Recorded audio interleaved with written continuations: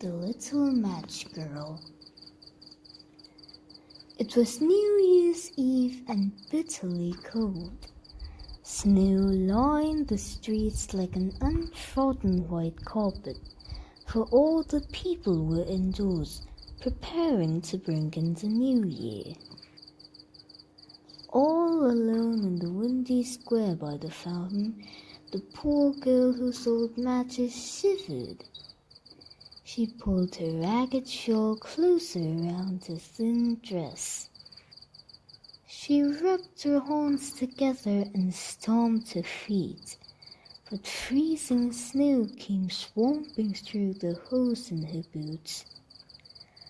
The little match girl hadn't sold one box of matches all day, and she was too frightened to go home, for her father would be very angry.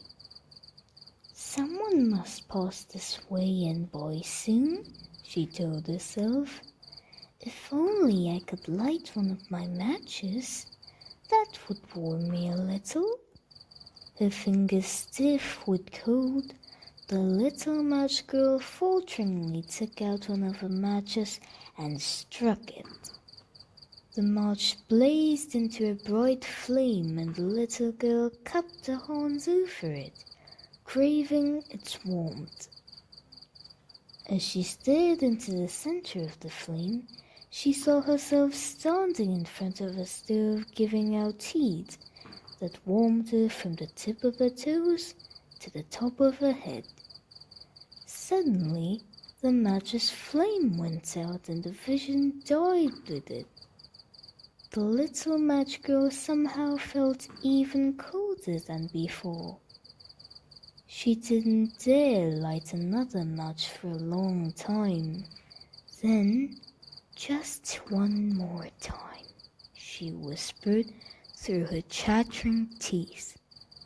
Shaking, the little match girl drew out another one and struck it on the wall.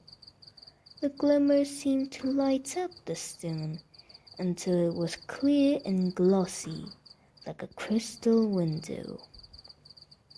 Through the window, she could see a room with a welcoming fire and a table laden with food. She held her hands to it. Then the match died. The magical room vanished, and huge tears filled the little match girl's eyes. Her numb hands fumbled to light another, and her face lit up with wonder in the glow of the third flame. A magnificent Christmas tree sparkled before her.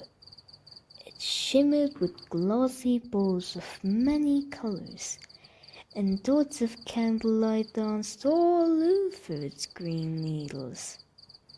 "How beautiful!" breathed the little match girl. Then the match scorched her fingers, and she dropped it into the snow.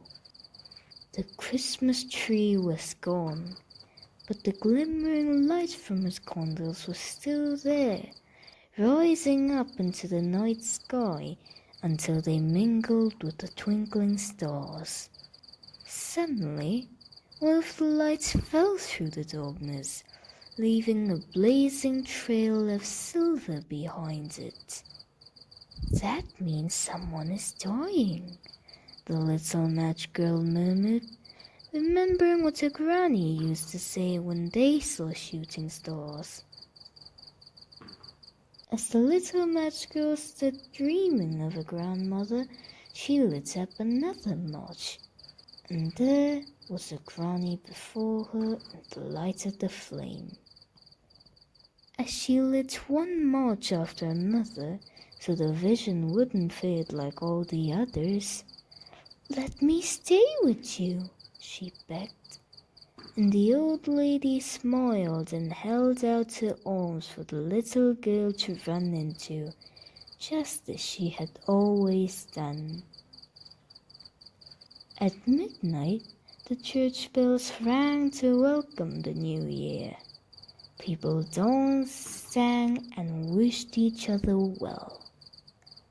Lying in the snow by the phone was a little girl's thin, lifeless body, surrounded by spent matches, but the little match girl had left them there when she had gone away with her grandmother. She had no need for matchsticks in the place where they were going, a place without cold, no hunger, no pain, just happiness.